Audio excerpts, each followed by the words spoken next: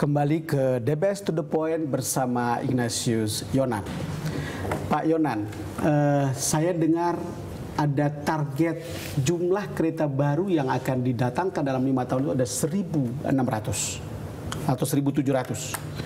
Itu begitu banyak kereta yang akan didatangkan ke sini. Targetnya bagaimana sebetulnya? Gini, kereta penumpang jarak jauh atau antar kota lah ya, jadi bukan komuter, itu sekarang itu yang beroperasi kira-kira 1.467. 1.467. Ya. Nah ini akan diganti baru semua, ya mayoritas baru lah ya. Mungkin tersisa hanya dari 1.467 itu nantinya akan tersisa kira-kira sisa mungkin kurang dari 300. Jadi tidak ada pilihan lah. Ya. Nah sisanya itu diganti kereta baru Pak, dalam 7 tahun ke depan. Coba kita lihat bahwa ada kereta baru yang sudah didatangkan. Didatangkan dari mana? Kami beli dari Inka Pak selama ini. Kalau Inka. yang ini kereta listrik Pak ya. Ini itu kereta beda. listrik ya. Ya. Kalau ini kereta listrik beda Pak. Ya. Beda ya? Beda. Ini dari Jepang tapi ya? Ini dari Jepang Pak. Ya, kalau ini khusus kereta listrik. Kereta listrik. Ya. Berapa yang didatangkan? Gini, selama 5 tahun itu sudah didatangkan itu 300 lebih, 300 unit ya. Nah nanti dalam 5 tahun ke depan sampai 2018 ya, itu akan didatangkan lagi kira-kira juga hampir 400 unit. Ya. Nah, tujuannya apa?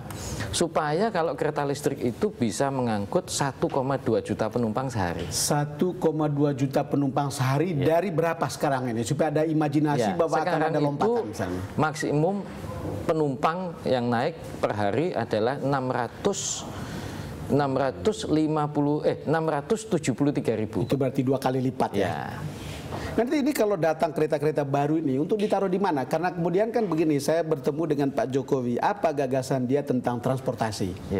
Yang dia pilih itu cuma 2, di laut lewat tol laut salah satunya, dan kereta api di darat. Dan kereta api ini akan ada di Trans Sumatera, Trans Kalimantan, Trans Sulawesi, sebegitu banyak. Untuk kereta-kereta ini didatangkan untuk itu juga? Enggak Pak, itu nanti lain lagi Pak. Ini hanya untuk pemenuhan yang di jalur-jalur yang sudah ada. Tapi memang apakah akan secara ekonomis ada kelayakan yang oke gitu tentang Trans Sulawesi, Trans Kalimantan, sama Trans Sumatera misalnya dengan kereta api? Oke. Ini dari 2 sudut Pak ya. Kalau secara korporasi itu mungkin nanti pemerintah memberlakukan semua jalur baru di luar Jawa itu yang akan dibangun adalah jalur perintis. Jalur perintis. Ya, jadi dari segi operator mestinya nggak akan jadi masalah. Tapi kalau kajian ekonomi secara makro atau secara publik, itu saya yakin bahwa pembukaan jalur-jalur baru di luar Jawa itu akan meningkatkan perekonomian di daerah-daerah yang dilewati. Betul. Ya, jadi multiplier efeknya ini yang penting. Karena tidak mungkin pemerintah itu bisa menciptakan kesejahteraan masyarakat secara sendiri. Ya, jadi ini harus bersama-sama masyarakat dan sebagainya. Tapi ini kan sebuah kerja besar.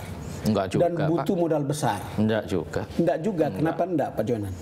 Ya, begini. Kalau saya yang bangun ya. Iya, betul. Ya. Saya berharap Anda yang bangun. Ya. Ya, terima kasih, Pak. Gini. Kalau misalnya ya, dari setiap pulau ya, Sumatera, Kalimantan, Sulawesi, dan Papua. Misalnya masing-masing itu, coba aja lah, dibangun 2.500 km double track. Double track. Ya, berarti kan ini 20.000 km Pak. Total ya. Jadi kan 2.500 kali 4 pulau, 10.000 kali 2 double track. 20.000 km. Ya, 20.000 km itu ongkosnya berapa? Ongkosnya itu kira-kira 200 triliun lah. 200 triliun. Atau 20 miliar dolar lah ya. Iya. Ya plus minus lah. 20 miliar dolar. Atau 200 T. Subsidi BBM kita setahun berapa tahun ini? Iya, kita lebih dari 300 triliun kan? Saya nggak tahu Pak. Ya, saya yakin kalau 200 sih lebih. Iya, pasti lebih. Itu setahun Pak. Ini tidak mungkin orang bisa bangun dalam 1 tahun. Walaupun kontraktornya ada 20. Ya, ini dibangun dalam 5 tahun. Dibangun dalam 5 tahun, berarti rata-rata 40 T lah setahun. Iya, kira-kira gitu. Bukan duit yang banyak ya? Ya, uang banyak itu Pak, kalau 40 T. Nah, maksud saya, ini kan... Tapi kalau dibandingkan subsidi BBM, ya itu betul, yang 200 triliun lebih setahun, atau subsidi listrik, yang kurang lebih itu mungkin sekitar 100 triliun ya. Ini saya kira sih affordable. Affordable. Iya. Ini gimana? Pakai APBN atau harus pakai APBN? Ini kenapa? Karena kemudian Anda dianggap orang yang menentang penggunaan pembangunan kereta api dengan APBN. Itu saya rasa itu misleading ya. Karena mungkin dipisahkan antara apakah kereta yang kelasnya mahal atau dengan yang untuk rakyat itu kan? Gini loh. Nah. Bukan saya itu tentang pembangunan kereta api dengan APBN. Ya, APBN itu kan jiwanya NKRI, Pak. Betul. Ya, kalau kita sepakat ya. Harus sepakat. Iya, karena itu undang-undang. Ya. Dan jiwanya juga begitu dari dulu. Nah, kenapa? Kalau saya itu membangun jalur kereta api, udahlah, yang di Jawa ini memang tidak sempurna, jauh dari sempurna. Tapi ini diserahkan aja ke PT KAI sebagai badan usaha untuk ngelola. Kan regulatornya tinggal ngawasi, ya.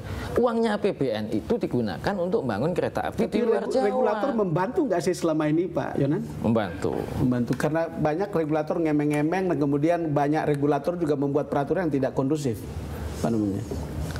Saya kira bukan tidak kondusif, Pak ya, hanya fokusnya aja kadang-kadang ya, menurut saya sih. Bukannya malah menjadi beban birokrasi yang membuat Anda tidak lincah bergerak?